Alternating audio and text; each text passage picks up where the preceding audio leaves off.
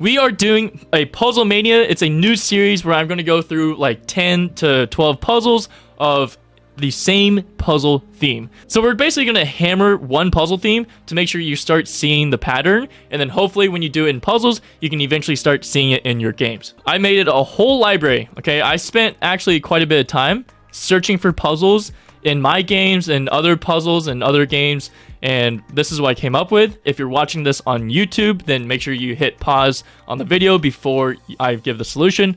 But puzzle number 1.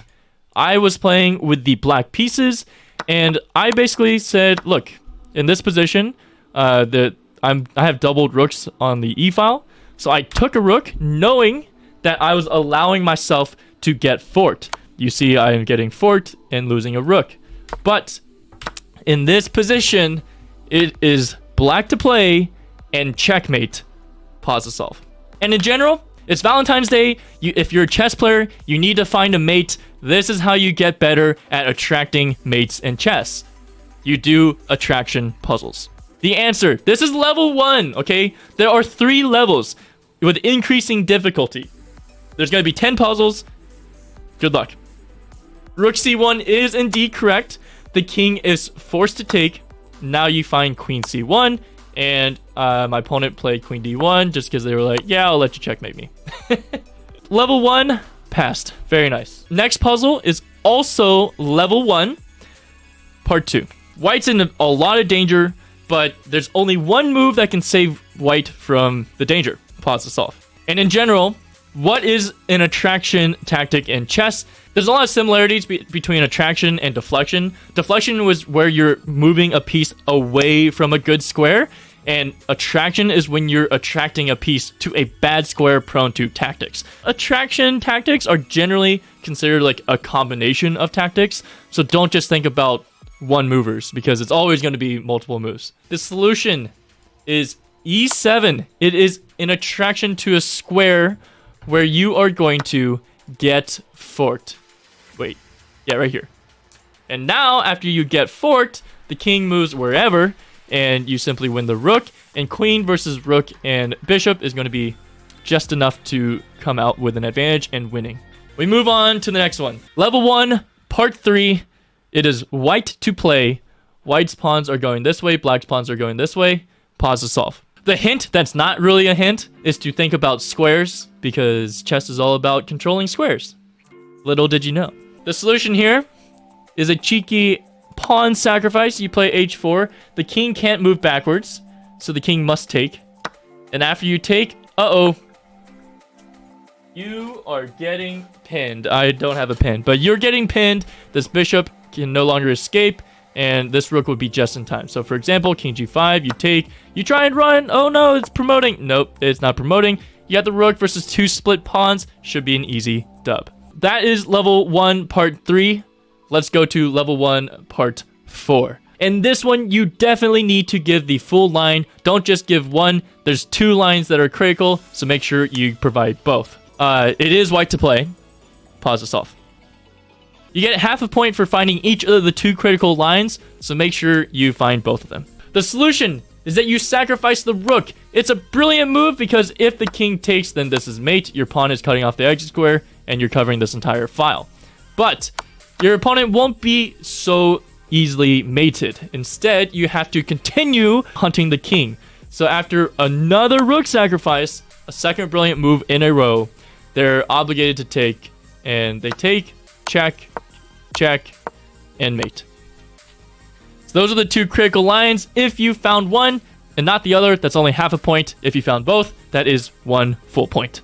Okay, level 1 has been completed. Okay, so in the comments below, I'm gonna want everyone to write down, like, on level 1, what was your score? Level 2, what was your score? Level 3, what was your score? Level 1 is complete. Check mark. Move on to level 2, part 1.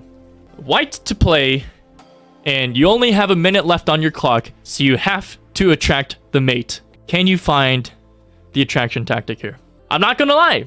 In this game against the 1700, I panicked. I only had 1 minute left. I couldn't find the mate. I played the wrong move. So in this instance, I went mateless. But in general, I hope you can have a different outcome here. The solution here is bishop takes g7 because it's going to attract the king to a checkmating square. Queen g6 is not checkmate just yet because of king h8, but now you give a discovered check, and the difference is that now the discovered check comes with mate. You just block with the knight, and rook takes. A little bit savage. You could take with the queen, but taking with the rook is more satisfying. In the other line, where some of us were playing bishop g8, which is actually what I played as well. It's the same idea, but when the king takes, there's no check on the g6 square. I'm trying to threaten mate, trying my best, but there's nothing. There's nothing yet because the knight's doing a good job defending everything. So that's why you sacrifice the other bishop. That's what we're looking at level 2, okay? A little bit more difficult than level 1. Now we move on to level 2, part 2. It is white to play, and this one is a very cheeky attraction tactic. Pause to solve.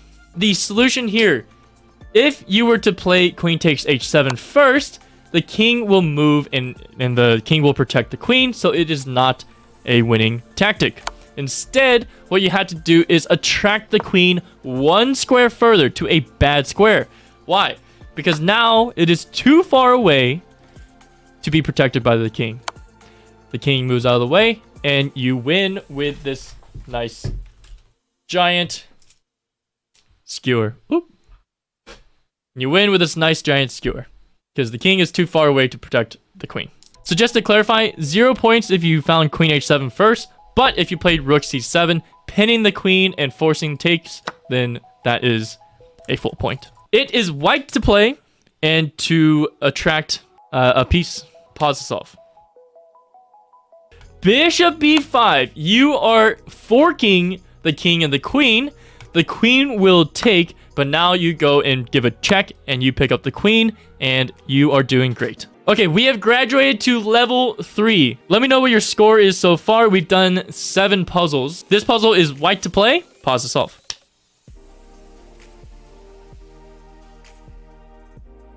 The solution is a knight takes f6, and the king is going to take because they don't want to lose a rook.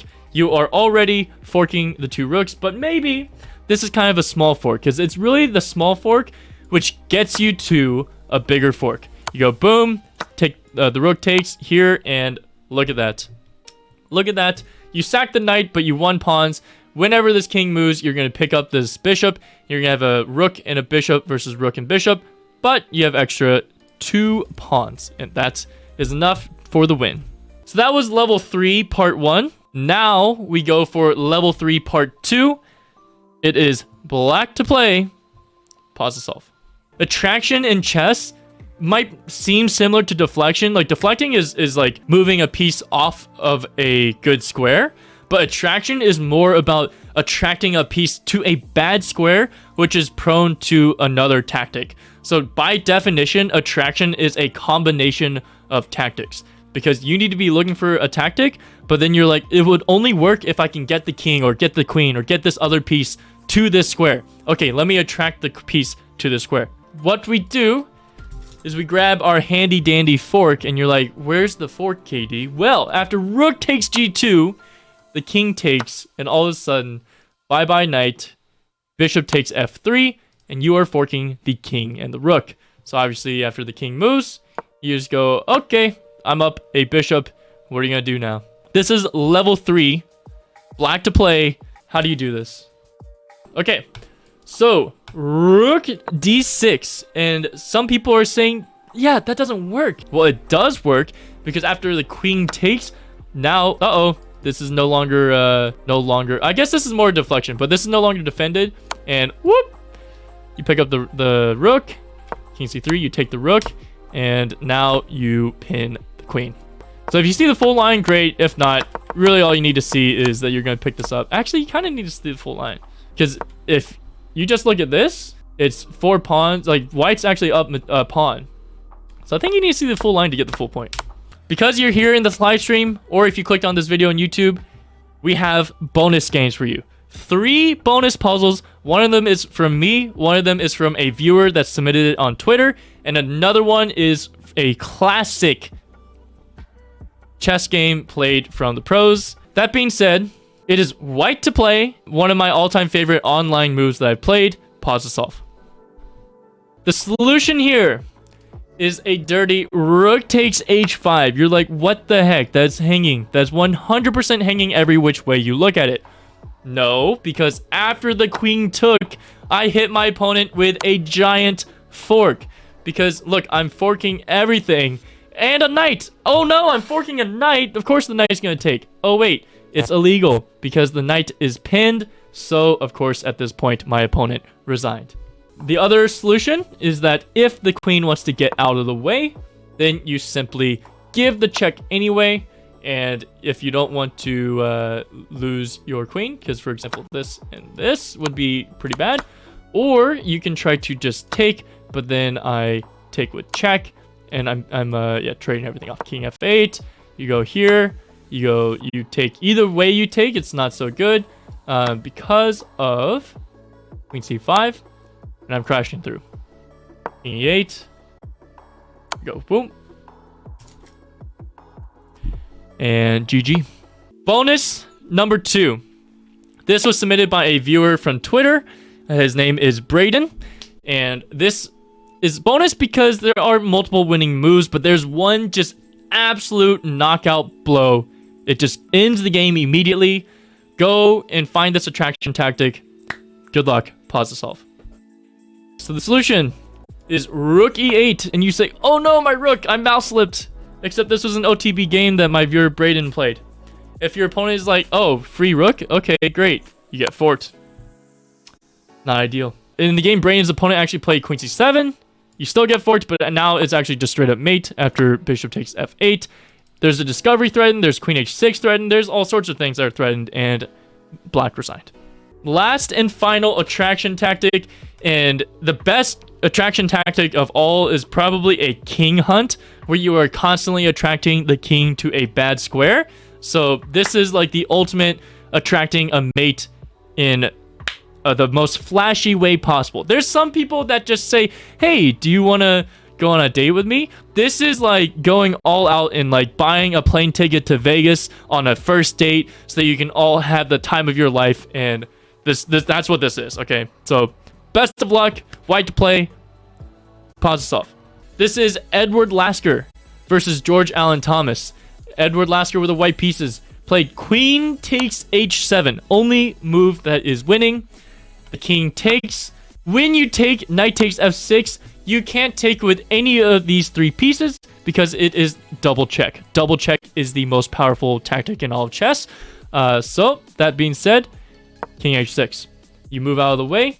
Now you play knight e to g5, g4 check. The king continues to move forward. In its original square, it's just getting walked up the square, continuously attracting mate. But how do you finish attracting mate? You go h4, king f4, g3, king f3, bishop e2, king g2, and you're like, uh-oh, where are we going with this? Well, rook to h2. The king has to go to g1. You can play long castles, but Lasker decided to play king d2, a king move that checkmates black. And it all started with an attraction of the king out into the open, and that is how you ended up with mate. Whew! Spicy. If you're not following on TikTok or Twitch, it would mean the world to me if you follow, because it really helps, especially now that I'm starting to get some sponsors reaching out to me. It really helps to have like the higher number of followers and subscriber count on YouTube, TikTok, Twitch, all of the above. So seriously, I appreciate it a lot.